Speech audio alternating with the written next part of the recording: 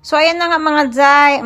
Ayan, bali, sa hotel nga pala kami nakatira ng aking Diyosawa, 'di ba? So, dahil sabi niya parang na boring na daw ako dun sa dati naming tinitirahan. Sabi niya, dun muna daw kami sa kabila mag-i-stay. O, 'di ba? Ang dami naming hotel mga Zay. Palipat-lipat lang kami.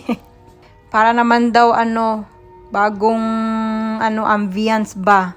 Hindi laging doon, o, 'di ba? So, bali mga 3 weeks nga lang kami dito mga Zay magi-stay and then babalik na kami sa dati kasi nasanay na talaga ako dun mga Day. Pumayag ako kay Diyosawa kasi sabi ko, sige i-try naman natin ng ibang ambience ng hotel. Pero gusto ko bumalik talaga dun sa dati mga Zay kasi parang nasanay na kasi ako dun mga Zay eh. We've been there for like more than 3 years now, o, diba? Etong si Diyosawa parang gusto niya ng panibagong place, o. Hayaan na natin siya, pagbigyan na natin siya dahil Valentine's naman, o, diba? So, anyway, ganito nga yung buhay namin ng aking Diyosawa dito sa abroad, mga Zay, dahil nag-work kami. Ganun talaga kapag working overseas ka, mga Zay, palipat-lipat ka lang ng tirahan, o, diba? Walang permanente dito, mga Zay.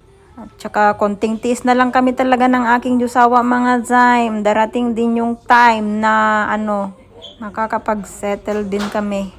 So anyway, konting tiis-tiis na lang mga Zay. Darating yung time na memory na lang talaga ang UAE. Bisi-bisita na lang, o, diba? So yun lang guys, bye.